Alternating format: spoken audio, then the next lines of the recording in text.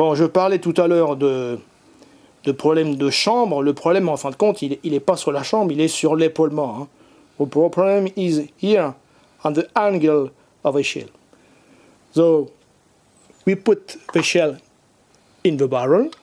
On rentre l'étui, même avec son amorce, c'est pas un problème, dans le canon.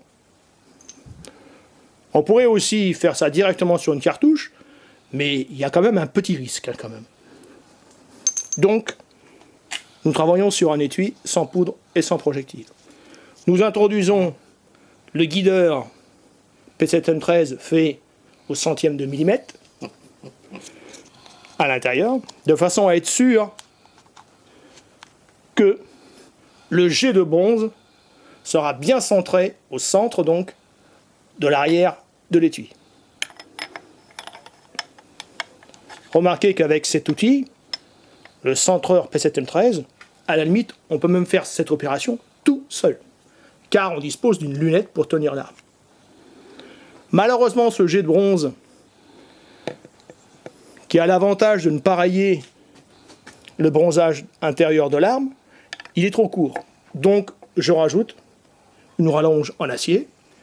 Après avoir fait des essais sur divers marteaux, il s'avère qu'il faut un marteau d'une masse suffisante, ni trop lourd, ni trop léger. Celui-ci est correct. On va taper avec le marteau sur la rallonge, ce qui va améliorer, enfin faire que l'épaulement de l'étui va parfaitement épouser l'épaulement de l'arme. Je tape. C'est pas facile de taper et en même temps de filmer. Essaye de garder la tige bien droite. Si on avait été 3, ça aurait été mieux. Quelqu'un aurait filmé et les autres auraient travaillé.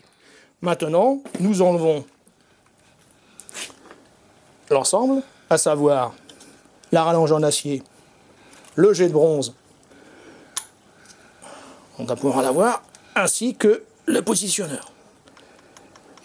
Arrête la vidéo.